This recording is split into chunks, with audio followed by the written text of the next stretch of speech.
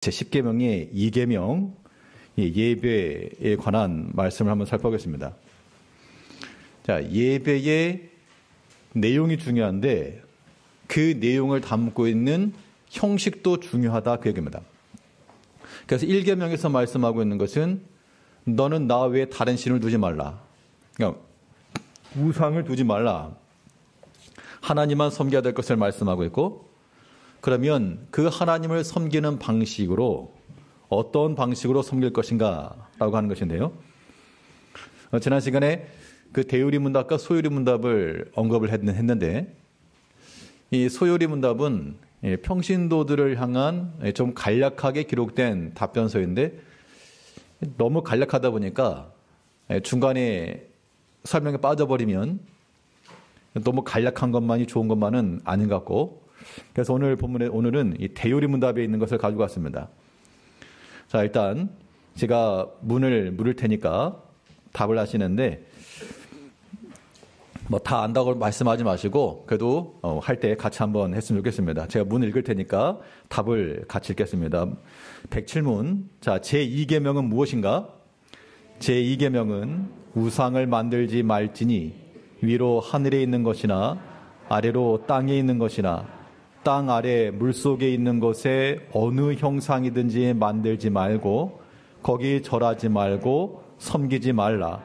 나 여호와 너희 하나님은 질투하는 하나님인즉 나를 미워하는 자의 죄를 갚되 아비로부터 아들에게 3, 4대까지 이르게 하거니와 나를 사랑하고 내 계명을 지키는 자에게는 1000대까지 은혜를 베푸느니라.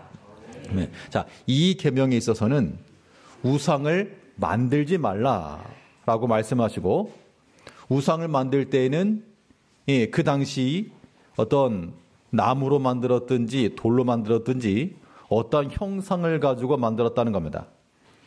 그런데 하나님께서는 그러한 우상을 만들지 말라라고 말씀하고 있죠.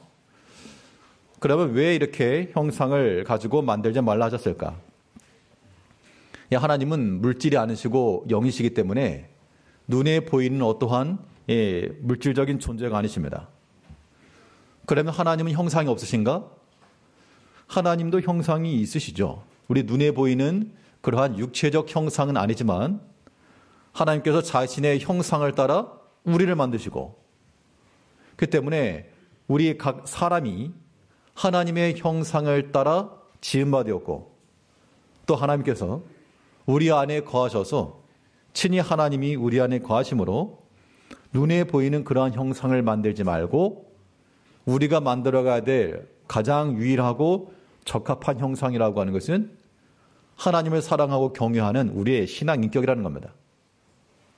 그래서 우리가 어떤 나무로 만든 그런 신상들 말고요, 우리 자신의 그런 마음의 모든 기름기들을 다 제거를 하고 하나님 앞에 불순종하며 거역하던 모든 것들을 깎아내고 하나님 앞에서 충성함과 사랑함과 연단된 믿음을 가지고 점점 아름답게 형성이 되어가야 됩니다.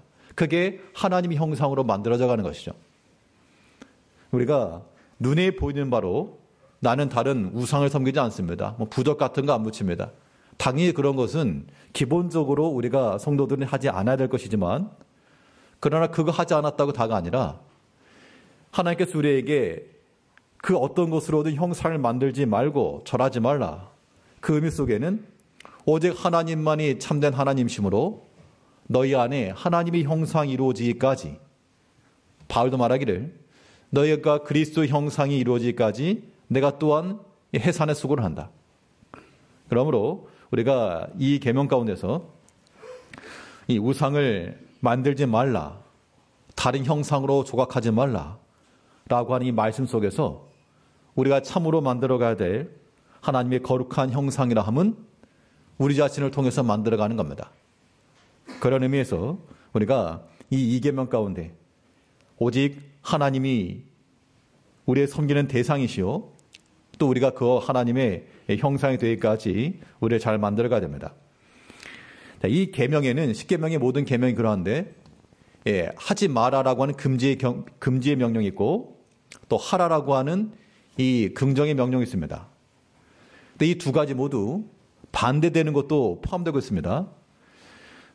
문 108문. 자, 여기에는 이제 답변을 잘 하셔야 됩니다. 자, 108문. 자, 제2계명에 요구된 의무는 무엇입니까? 제2계명에 요구된 의무는 하나님께서 자기 말씀 가운데 제정하신 종교적 예배와 규례를 받아 준수하고 순전하게 전적으로 지키는 것이다. 특히 그리스도의 이름으로 드리는 기도와 감사이며 말씀을 읽고 전함과 들음이며 성례의 거행과 믿음이며 교회의 정치와 권징, 성역과 그것의 유지, 신앙적 금식, 하나님의 이름으로 서약하는 것, 또한 모든 거짓된 예배를 부인하고 미워하며 반대하며 각자의 위치와 사명에 따라 거짓된 예배와 모든 우상 숭배의 기념물을 제거하는 것이다. 말이 길긴 하지만 제2계명에서 우리에게 요구하는 바는 우리가 사람의 생각과 뜻을 따라서 자의적으로 이 예배를 드리는 것이 아니라 하나님께서 제정하여 주신 그대로 그 예배의 모범 규례를 따라 하나님 앞에 예배해야 된다. 이 예배의 형식 가운데는 특히 그리스도 이름으로 드리는 기도가 있고 감사가 있고 말씀을 읽고 전함과 들음이 있으며 성령의 거행과 믿음이다. 그래서 우리가 지금 행하고 있는 모든 신앙적 행위들이 어느 한순간에 누가 제정해서 이렇게 했다라기보다도 우리 이미 이런 초대교회로부터 내려오는 전통을 따라 그 회합판에서 하나님을 찬송함도 있고 말씀을 듣고 권면함도 있으며 기도도 있고 이것이 총체적으로 이루어져 있는 그러한 예배를 우리가 드린다는 겁니다. 고린도전서 14장 26절 말씀에서는 그러니 형제들아 어찌할까 너희가 모일 때에 각각 찬송시도 있으며 가르치는 말씀도 있으며 계시도 있으며 방언도 있으며 통역함도 있나니. 초대교회 때에도 성도들이 모임이 있을 그때에는 그 모여서 행한 것이 무엇인가? 찬송도 있었고 말씀도 있었고 여기서 계시라고 하는 것은 환상을 본다 그런 의미라기보다도 하나님의 말씀을 듣고 이것을 풀어 설명하는 설교와 같은 것이죠. 계시도 있고 방언도 있고 기도입니다. 통역함도 있나니. 그래서 초대교회 때에도 이러한 일련의 정하여진 그러한 순서도 있었던 게 분명하고 더 거슬러 올라가면 예수님께서 제자들과 함께 모였을 때 예수님께서도 제자들과 함께 뭐 하셨습니까? 예수님께서 제자들과 함께 찬미하셨고 찬미하고 산으로 가시다. 그러니까 찬송했다는 거다 같이. 몇 장 찬송가 몇 장을 불렀을까? 좀 궁금하기도 하고 예수님께서 어떤 찬송을 부르셨을까? 참 호기심도 들긴 하지만 분명한 것은 그 입을 열어 찬송의 의무를 가지고 하나님을 섬기는 게 분명하고요. 또 거기에는 예수님께서 직접 천국 복음을 전하셨고 말씀을 전해주셨고 또 교훈하셨고 깨닫게 하셨고 또 하나님 앞에 간구도 있었고요. 그렇기 때문에 우리가 하나님 앞에 예배를 한다 할 때는 이러한 하나님이 제정해 주신 규례와 규칙을 따라가야 되겠다. 이번에 그러면 금하신 거 그럼 제2계명에서 금지된 것은 무엇인가? 109문 제2계명에서 금지된 죄는 무엇인가? 제2계명에서 같이 읽겠습니다. 제2계명에서 금지된 죄는 하나님께서 친히 제정하지 않으신 어떤 종교적 예배를 고안하고 의논하고 명령하고 사용하고 어떤 모양으로 승인하는 것들이다. 우리 자신들이 고안했든지 전통에 의해 다른 사람들로부터 받았든지 제도, 풍속, 경건, 선한 의도 혹은 다른 구실의 명목 아래 예배에 추가하거나 삭감하여 하나님의 예배를 부패하게 하는 미신적 고안이며 하나님이 정하신 예배와 규례에 대한 모든 태만과 경멸과 방해와 반항 이런 것들이 금지되었다는 겁니다. 그렇기 때문에 여기서 한 가지 우리가 주목할 건 뭔가 하면 오늘날 우리가 무엇인가 새로운 것을 추구하다 보면 새롭게 하다 보면 기존에 있던 것들을 부정해야 될 때가 있다는 겁니다. 근데 그런 것들이 우리가 추구할 만한 그런 진보나 개혁이 될 수가 없죠. 본 목적대로 되지 않는 것들을 본래 의미대로 하는 것은 참된 것이지만 지금 하던 것들을 다 회파하고 전혀 새로운 방식, 전혀 새로운 모습, 이런 것을 추구하는 것이 하나의 흐름이 되어버리게 된다 그러면 그것은 이 계명에 저촉되는 것이라고 우리가 볼 수 있겠습니다. 그래서 사람의 생각을 따라서 물론 예배 중간에 다른 순서들 넣을 수 있죠. 뭐 어떤 거든 만들 수 있고 할 수 있지만 그러나 그러한 새로움의 요소를 가미하여 사람이 보기에 새롭고 사람이 보기에 즐거운 그러한 것들을 허락하고 승인하는 것이 이 계명에서 금지된 죄다라고 우리가 이렇게 전통적으로 신앙 고백을 하고 있는 겁니다. 사람이 고안했든지 어떤 전통에 의해서 어떤 제도나 풍속이나 이런 것이든지 이런 것들이 예배에 추가되거나 삭감되는 것, 이것을 우리가 경계해야 되고 또 이 뒤에 보게 되면 하나님이 정하신 예배와 규례에 대한 모든 태만, 경멸, 방해, 반항, 이것도 금지되었다는 겁니다. 예배에 대한 태만? 태만이라고 하는 말이 무엇입니까? 우리가 정성을 기울여서 100이라고 한 만큼의 정성을 기울여야 되는데 한 50 깎았다. 그럼 그것도 하나의 태만이 될 수 있는 것이죠. 내가 분명 정성을 다하여 하나 앞에 나아갈 수 있는데 뭐 오늘은 여기까지 스스로 제한한다? 이것도 태만인 겁니다. 우리 어떤 뉴스에서 보이는 대로 어떤 근무자들이 태만하여서 또 손실을 끼칠 때도 있고 그런 일을 보게 되면 비난하죠. 뭐 저런 사람들이 다 있는가. 우리가 하나님 앞에서 예배에 대한 책임자들입니다. 하나님께서는 예배를 받으시는 분이요. 예배를 받는다 그러면 예배를 드린 자가 있어야 될 거 아닙니까? 그런 의미에서 우리는 하나님 앞에 예배자들로 살아가는데 이 예배 가운데서 우리가 사람이 생각하는 것들을 추가하거나 덧붙이는 것도 잘못이요. 또 그 예배에 대해서 마땅히 하나님께 드려야 될 것들을 태만히 여기는 것도 금지된 죄다라고 하는 겁니다. 그래서 우리가 여기서 이해하는 건 우리가 하나님 앞에서 참으로 예배하고 하나님께서 정하신 방법을 가지고 섬긴다 할 때 요즘은 그런 거 말이 잘 많이 없지만 뭐 예전에 무슨 열린 예배와 같은 이 어떤 그 목적 자체가 더 선교나 전도를 향한 그런 전도 집회와 같은 그런 거 말고 그러니까 하나님 앞에 드려지는 그 예배가 점점 사람들을 향해 나간다는 겁니다. 그러니까 방법적으로 말하게 되면 상당히 세련돼 보이고 또 사람들에게 공감도 되고 지친 현대인의 마음을 어루만져 주기도 하고 그런 예배의 방식을 그렇게 사람의 풍습이나 고안에 따라서 바꾸지 말라. 이게 하나님께서 우리에게 제정하신 바이므로 그래서 우리가 좀 고리타분하게 항상 그럽니까? 신앙적 전통을 따라하는 거예요. 그렇기 때문에 우리가 하나님께 주신 이 제도권 안에서 이 예배에 대해서 태만하지 마시고 또 경멸하지도 마시고 경멸이 뭡니까? 예배를 경멸히 여긴다? 그럴 사람이 없죠. 그럴 사람이 없는데 성경에 보면 엘리 제사장의 두 아들들에 관해서 이렇게 얘기했습니다. 엘리 제사장들의 아들들이 제사를 드리기 위해서 가져온 제물을 하나 앞에 드리기도 전에 그들이 먼저 갈고리를 탁 집어 던져가지고 나오는 놈, 낚시하듯이 갈고리를 집어 던져서 아무데 걸려 나오는 것은 자기들이 취했다는 겁니다. 이때 하나님께서 그들에게 뭐라 평가하셨는가 하면 저 못된 것들이 그냥 좋은 거 다 먹네? 이렇게 말한 것이 아니고 그 소년들의 죄가 심히 크면 여호와의 제사를 멸시함이었더라. 아마 그 두 소년들은 하나님을 멸시하려는 게 아니고 그냥 그 마음속에 고기 좀 먹으려고 꺼내갔을지 모를 일입니다. 그런데 하나님께서는 그들의 평가하기를 그들이 여호와의 제사를 멸시한 것이다. 혹시라도 우리가 사람들끼리 모인 관계 속에서는 때로 얽히고 설킬 수도 있습니다. 그런데 사람에 관계된 그런 일들이 하나님을 섬기는 데까지 연장된다? 그것은 어떤 이유로도 어떤 논리로도 하나님께서 우리에게 허락하시는 바가 아닌 겁니다. 이거 주목 잘 하셔야 됩니다. 우리가 사람과의 관계성 속에서 때로는 막힘도 있을 수가 있고요.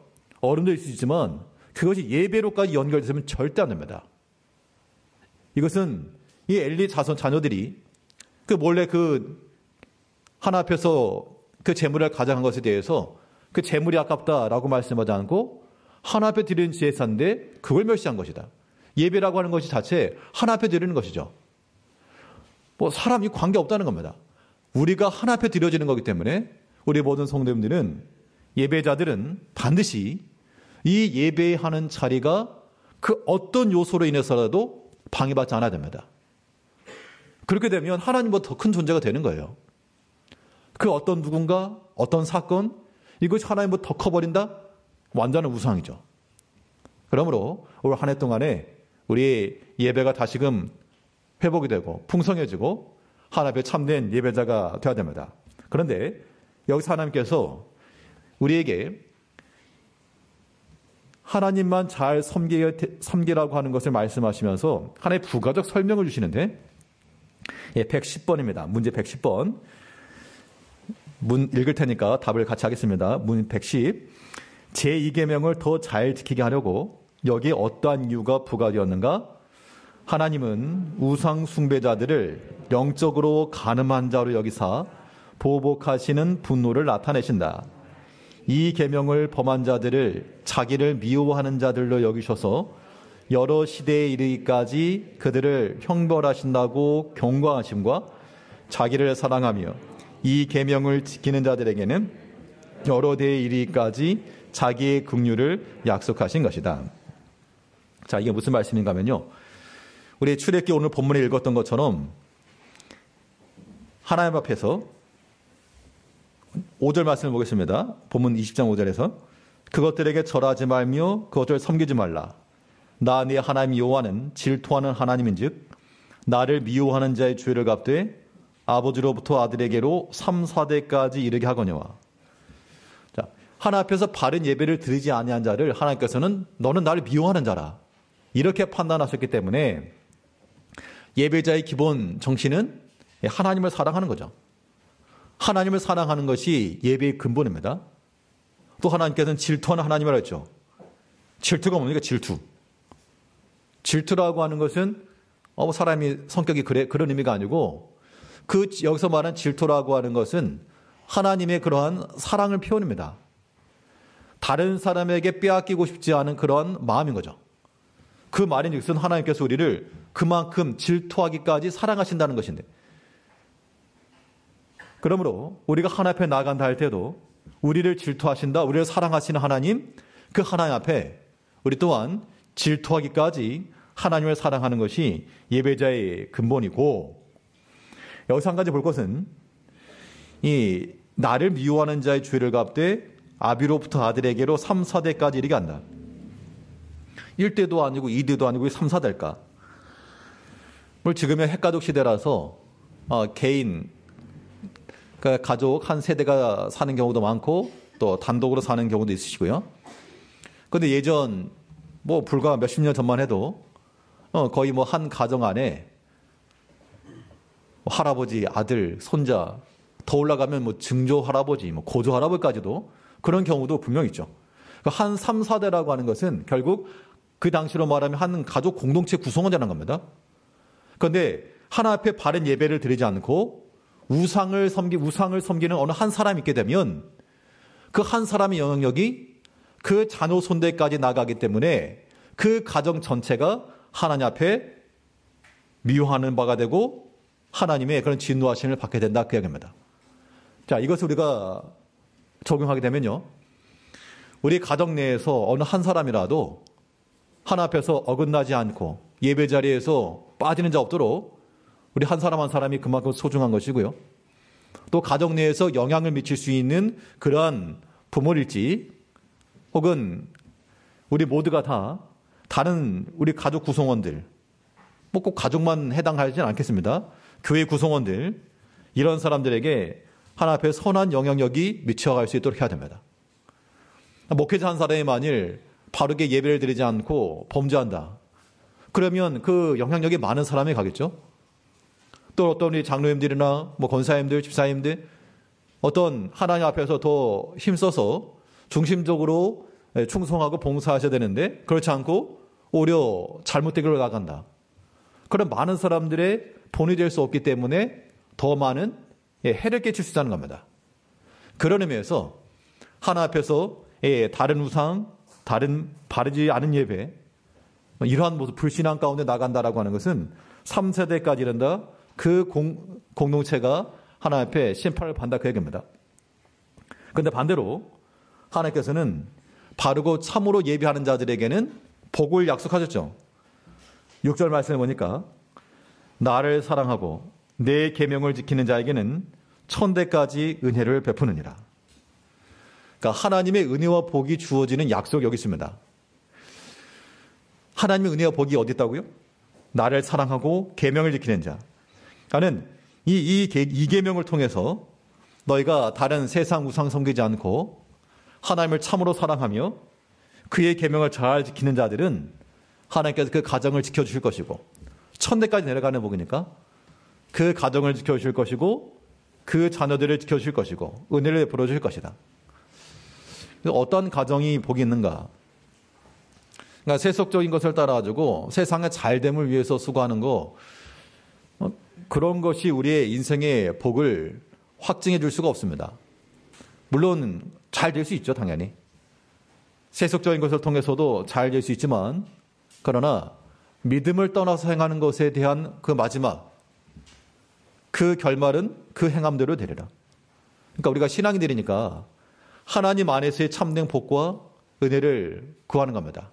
그런 의미에서 우리가 우리 한 사람 한 사람의 믿음 안에 바로 서는 거 중요하고 또 우리 자녀들에게도 믿음 안에 거하라라고 권하는 거 이건 무엇보다 중요한 겁니다. 아이들이 뭐 알까요? 모를 수 있죠. 그래도 이 예배 가운데 함께 참여할 이게 보고 배우는 겁니다. 이게 보고 배우는 거예요. 그래서 그 학생 뭐 초등부가 되었든지 중고등부가 되었든지 여러 가지 어떤 행사를 통하거나 집회를 참여하거나 이런 것들을 권장하는 것은 사실 그런 내용을 통해서 아이들이 말씀을 기억하고 그러지 않겠지만 그 지난날 내가 함께 있었던 그런 기억들이 있다는 건 분명히. 뭐 성경학교 이런 거 하면 저도 성경학교 있었지만 그때 무슨 말씀을 들었는지 말씀은 기억 안 나지만 그때 아무튼 뭐 교회에 모였던 거 같이 뭐 간식 먹고 놀았던 거 교회 생활했던 거 이런 것들이 기억에 항상 남고 이것이 우리의 위기 순간 가운데 우리를 붙잡아 줄 수 있는 그런 튼튼한 동아줄 될 수 있다는 겁니다. 그렇기 때문에 우리 부모 세대들은 먼저 우리가 하나님의 예배를 회방하지 말고 스스로 태만하지 말고 스스로 경멸하지 말고 하나님 앞에 드리는 이 예배를 우리가 소중히 여길 줄 알고요. 또한 귀하게 여길 줄 알아야 됩니다. 안타깝게 여길 줄 알아야 됩니다. 놓쳐지는 것에 대해서. 내가 참여하지 못하는 것에 대해서 심히 안타까운 마음이라도 가지시고 또 요즘은 우리 인터넷상에서 온라인상으로 다 참여할 수 있기 때문에 비록 동시간에 참여한 것이 가장 좋은 것이긴 하지만 때를 놓쳤을지라도 우리가 점심시간에 때 놓쳤다고 밥 안 먹는 거 아니잖아요. 더 많이 드시면 더 많이. 12시에 먹어야 되는데 일 때문에 못 먹었다. 한 2시쯤 더 폭식을 할 것인데 의 하나 앞에서 때에 맞춰서 주의 말씀을 듣지 못하였다. 그러면 그 하나의 말씀은 폭식해도 되니까 그 말씀을 내가 듣기를 원하노라. 보기를 원하노라. 그런 마음을 가지면 하나님께서 그러한 자들에게 은혜와 복을 내리신다. 몇 대까지? 1000대 1위까지. 1000대 1위까지. 이게 1000대라고 하는 것이고 1, 2, 3, 4 숫자적인 것을 의미하지 않고 참으로 하나님을 잘 경배하고 섬기는 자들은 하나님께서 복을 주실 것이다. 그 은혜 가운데 우리가 살아갈 수 있을 것이다. 이것을 우리가 기억해야 한다는 겁니다. 그러므로 우리가 하나님의 예배를 회방하거나 혹은 태만 여기거나 경멸하거나 이런 자가 되지 않도록 항상 바르고 참된 예배를 드린 자들 되어야 되겠습니다. 예배를 드리는 그런 자세에 대해서 우리 한 구절만 읽고 마치겠습니다. 전도서 5장 1절 말씀에서 프린트 맨 밑에 적어놨습니다. 전도서 5장 1절에 너는 하나님의 집에 들어갈 때에 내 발을 삼갈지어다. 가까이 하여 말씀을 듣는 것이 우매한 자들이 재물 드리는 것보다 나으니 그들은 악을 행하면서도 깨닫지 못함이니라. 여기서 우매한 자의 제사와 참된 제사의 차이가 나오고 있습니다. 우매한 자들은 하나님의 집에 들어갈 때 삼가지 않는다는 것이고, 말씀 듣는 것을 소홀히 한다는 것이고, 악을 행하면서도 깨닫지 못한다는 것이죠.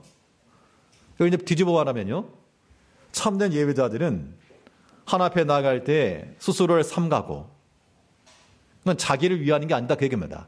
자기 의지대로 행하는 것이 아니라 하나님이 계신 줄 알고, 삼간다라고 하는 것은 나 위에 왕이 있든지 주인이 있든지 보호자가 있든지 내 위에 누군가 계시다 그 얘기입니다. 우리가 하나님 앞에 나와 예배한다 할 때 내가 주인이 돼가지고 팔짱 끼면서 그렇게 예배하는 게 아니고요, 하나님 앞에 있습니다라고 하는 그런 마음들을 가지고 우리의 마음을 잘 삼가야 됩니다. 그리고 참된 바른 예배는 무엇이라고 그랬습니까? 말씀을 듣는 것이고요. 말씀을 듣는다라고 하는 것은 단지 귀로 듣는 것만 아니라 그 들은 말씀 우리 속에서 뭐 하도록? 역사하도록. 만약 그 하나님의 뜻을 알면서도 준비하지 않고 행하지 않으면 어떻게 된다고요? 그런 종은 많이 맞을 것이요, 하나님 앞에서. 일단 우리 말씀 듣는 것이 참된 예배의 모습이요, 또 악을 행하면서 깨닫지 못한다.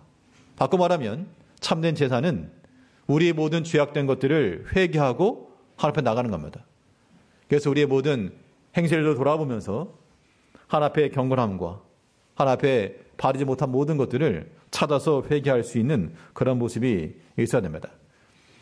이 계명이 우리에게 요구하는 바는 우리가 하나님 앞에 어떠한 예배자가 될 것인가, 하나님께서는 참으로 예배하는 자들을 찾으시고 기다리신다.